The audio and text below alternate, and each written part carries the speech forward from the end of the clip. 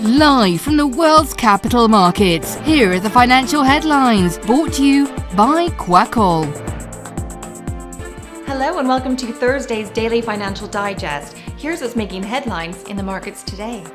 Gold languished near a one-month low and was set for a fifth consecutive monthly drop as solid US data and hawkish Federal Reserve comments pointing to higher interest rate hikes dented the non-yielding metals appeal.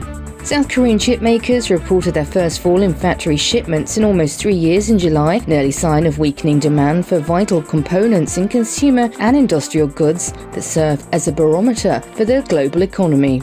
Ada Finance, a crypto assets lending platform, announces the imminent launch of the Ada Finance V1 lending and borrowing protocol on the Cardano mainnet. The release is scheduled for September 13th, making Ada V1 the first lending and borrowing protocol to launch on the Cardano mainnet. The euro-dollar pair made a minor upwards correction in the last session, gaining 0.2%. The ultimate oscillator is giving a positive signal. The Bitcoin dollar pair exploded 2.0% in the last session. The ultimate oscillator is giving a positive signal.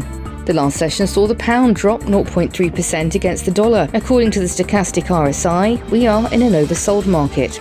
The Aussie dollar pair corrected downwards in the last session, falling 0.1%. The ROC is giving a negative signal. The US ISM Manufacturing PMI will be released at 1400 GMT. The US initial jobless claims at 1230 GMT, and Germany's retail sales at 0600 GMT. Spain's 30-year bond auction will be released at 8:40 GMT. Japan's Jibun Bank Manufacturing PMI at 130 hours GMT. And Japan's 10-year bond auction at 3:35 GMT. We hope that you've enjoyed Thursday's market outlook. On behalf of all of us here, we wish you a productive trading day.